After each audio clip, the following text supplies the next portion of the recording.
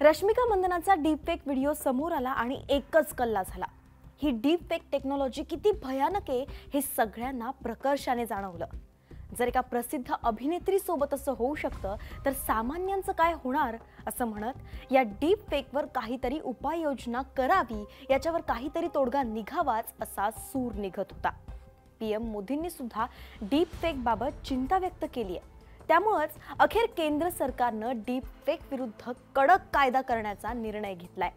AI वर आधारित cyber गुन्ह्यांचा सामना करण्यासाठी डीपफेक हा नवीन कायदा आणण्याचा विचार सरकार करतंय असं केंद्रीय इलेक्ट्रॉनिक्स आणि तंत्रज्ञान राज्यमंत्री राजीव चंद्रशेखर यांनी सांगितलंय।